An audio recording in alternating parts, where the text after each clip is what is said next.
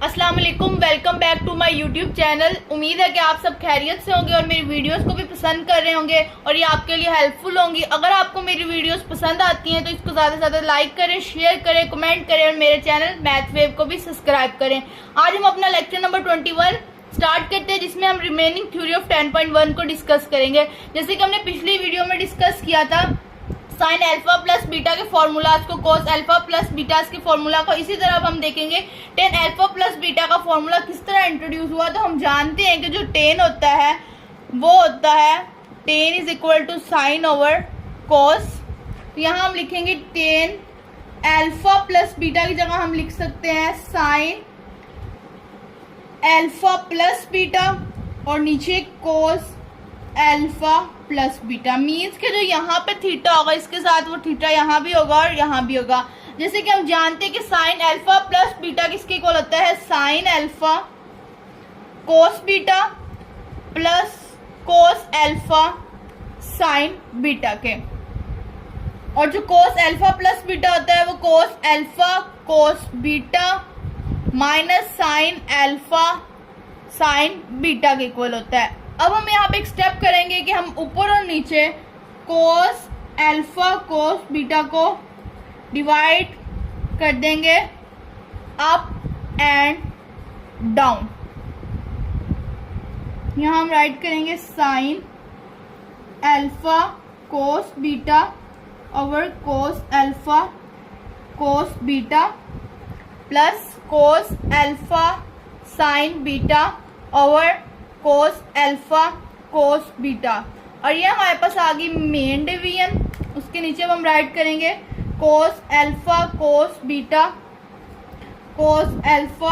Beta minus sine alpha sign beta cos alpha cos beta. अब यहाँ पे देखिए कि कोस बीटा से कैंसिल हो गया, कोस अल्फा से ये सारा कैंसिल हो गया। अब हम यहाँ पे राइट कर सकते हैं साइन ओवर कोस हो जाएगा tan alpha plus sign beta और कोस बीटा, मतलब जो एंगल होगा वो राइट करेंगे तो यहाँ बन जाएगा टेन बीटा।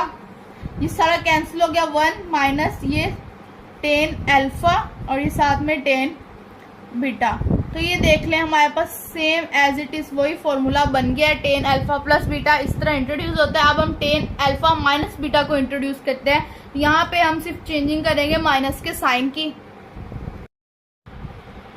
अब हम टेन अल्फा माइनस बीटा को प्रूव करते हैं तो हम लिख सकते हैं sine alpha minus beta over cos alpha minus beta. यहाँ पे फॉर्मूला लिखेंगे sine alpha cos beta minus cos alpha sign beta over यहाँ पे लिखेंगे हम कोस अल्फा कोस बीटा।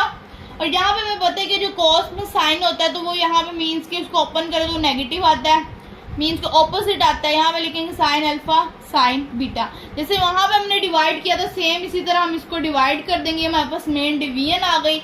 यहाँ पे हम लिखेंगे साइन अल्फा, उसके बाद cos beta over cos alpha cos beta minus cos alpha sign beta cos alpha cos beta, उसके बाद cos alpha cos beta over cos alpha cos beta plus sine alpha sign beta over cos alpha cos beta. तो यहाँ पे cancel हो गया, ये इससे cancel हो गया, इससे कैंसिल हो गया, इससे कैंसिल हो गया। ये बन जाएगा हमारे पास टेन अल्फा ये minus ten beta one plus ten alpha ten beta. तो ये हमारे पास same as it is formula बन गया। अब हम अलाइड एंगल के कॉन्सेप्ट को डिस्कस करते हैं। तो अलाइड एंगल क्या होता है, the angle associated with the basic angles of measure theta to a right angle 90 और multiple is called allied angle. तो मीन्स के ऐसा को मतलब कि ग्रुप ऑफ एंगल्स होते हैं, मीन्स को इस तरह जनरेट हो कि 90 या 90 के मल्टीपल्स मीन्स के 180 टू 73 60 में अगर हम कुछ ऐड करें या सब्ट्रैक्ट करें तो जो एंगल जनरेट होते हैं वो अलाइड एंगल्स होते हैं। मीन्स के if theta is an acute angle then n into 90 means के यहाँ पे कोई भी इंटीजर है 90 का मल्टीपल आ जाए, मीन्स के अगर हम 90 को 2 से करें तो 180 आ जाएगा। तो उसमें हम कुछ ऐड करते हैं या सब्ट्रैक्ट करते हैं, मीन्स कि यहाँ पे थीटा में कोई ऐड करें सब्ट्रैक्ट करें तो जो एंगल्स हमारे पास निकलेंगे वो हमारे पास अलाइड एंगल होंगे। जैसे कि मैंने आपको पहले बता दिया कि एन हमारा इंटीजर होगा, वो पॉजिटिव भी हो सकता है और नेगेटिव भी हो सकता है। अब हम एक एग्जांपल ले लेते हैं। यहाँ पे हमने फॉर एग्जांपल एक इंटीजर लिया है 1 और हमने जो थीटा एंगल ले लिया 30। तो अगर हम उसमें कुछ ऐड करते हैं तो हमारे पास 120 आता है, कुछ सब्ट्रैक्ट करते हैं तो 60, मीन्स के ये दोनों हमारे पास है अलाइड एंगल्स। अब हम नेक्स्ट चलते हैं। जैसे कि हम जानते हैं कि हमारे पास एक्स वाई प्लेन में 4 क्वाड्रेंट्स होते हैं, quadrant number 1, quadrant number 2, quadrant number 3, quadrant number 4। यहाँ पे हमारे पास होता है 0, यहाँ पे होता है हमारे पास 90, यहाँ पे 180, 270, 360। और अगर हम इनको रेडियन में लिखे तो 90 को हम π/2, 180 को पाई, 270 को 3π/2 और 360 को हम 2π लिखते हैं। जैसे कि हम जानते हैं कि यहाँ पे सारे ही ट्रिग्नोमेट्रिक फंक्शन पॉजिटिव होते हैं। सेकंड क्वाड्रेंट में सिर्फ साइन और साइन का इन्वर्स पॉजिटिव होता है, यहाँ पे टेन और टेन का इन्वर्स और यहाँ पे कोस और कोस का इन्वर्स। जैसे कि हम अगर फर्स्ट क्वाड्रेंट में कुछ भी मतलब फॉर एग्जांपल हमें पता अगर हमें जाना है फर्स्ट क्वाड्रेंट में, यहाँ पे देखिए अगर हम 90 में से कुछ माइनस करेंगे तो हम फर्स्ट क्वाड्रेंट में आ जाएंगे, क्योंकि फर्स्ट क्वाड्रेंट 0 से लेकर है 90 तक।